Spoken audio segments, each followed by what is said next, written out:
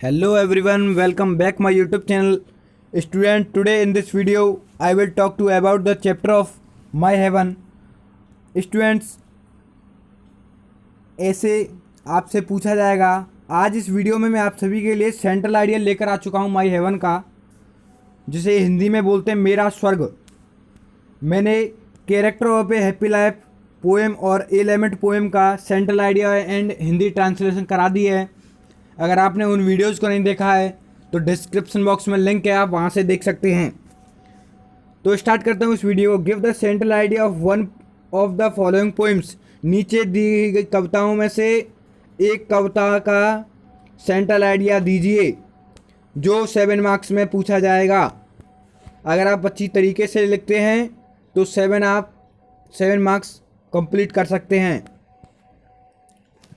तो स्टार्ट करते हैं यहाँ पे। My heaven poem is a special poem of Rabindranath Tagore. तो जो पोएम की बात कर रहा हूँ, माई हेवन पोएम एक विशेष कविता है। कैसी कविता है? विशेष कविता है रविन्द्रनाथ टैगोर की। आप अच्छी तरीके से समझते जाएं। इन द पोएम, कविता में poet wishes for the progress of Indian peoples. कविता में कवि भारतवासियों की उन्नति की कामना करते हैं। That Indian people should be fearless, कि भारतवासी भयमुक्त होने चाहिए। They should walk with uplift head, उन्हें सिर उठाकर चलना चाहिए।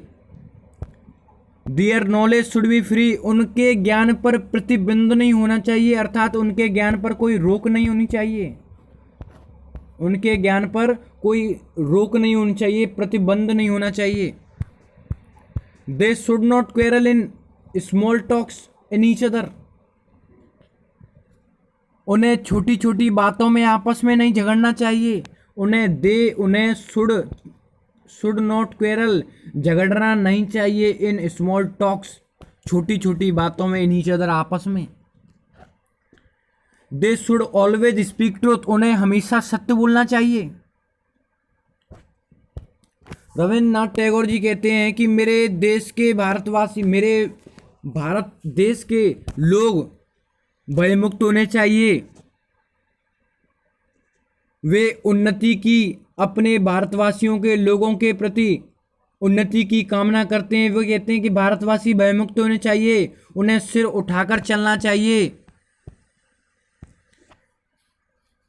उनका ज्ञान स्वतंत्र होना चाहिए, अर्थात कोई प्रतिबंध नहीं होना चाहिए। उन्हें छोटी छोटी बातों में झगड़ना नहीं चाहिए, उन्हें हमेशा सत्य बोलना चाहिए। They should perform good deeds, उन्हें अच्छे कार्यों का प्रदर्शन करना चाहिए। डीड्स का अर्थ होता है अच्छे कर्म, बोल सकते हैं। गुड डीड्स, कर्म जिसे बोलते हैं। They should give up bad habits, उन्हें बुरी आदतों का त्याग, बालू के समान त्याग देनी चाहिए। जो बालू मिट्टी होती है, रेगिस्तान की मिट्टी, जिसे कहते हैं डेजर्ट ऑफ द सैंड, बालू होती है वो, सैंड कहते हैं अंग्रेजी में, और हिंदी में कहते हैं बालू। उन्हें बुरी आदतों को बालू के समान त्याग देना चाहिए। They should use their brain well, उन्हें भली प्रकार अपने मस्तिष्क का प्रयोग करना चाहिए। They should think ideas for the favour of man, उन्हें मनुष्य की भलाई के लिए विचार सोचने चाहिए, ऐसे थॉट सोचने चाहिए कि हर प्रत्येक मनुष्य एक दूसरे के प्रति अच्छे कर्म का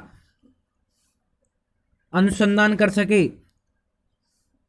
उन्हें मनुष्य की भलाई के लिए विचार सोचने चाहिए। इस प्रकार thus poet wishes to be India like heaven, इस प्रकार कवि भारत को स्वर्ग के समान बनाने की कामना करते हैं, एक इच्छा करते हैं, एक आशा करते हैं। And he wants the progress of Indian peoples, और वह भारतवासियों की उन्नति चाहते हैं। This is the main objective of the poet, यही कवि का मुख्य उद्देश्य है। आप समझ सकते हैं एक और बात बताता हूँ, मैं हिंदी में बोल देता हूँ पूरे को, आप इंग्लिश लिख सकते हैं। मेरा स्वर्ग कविता रविंद्रनाथ टैगोर की एक विशेष कविता है।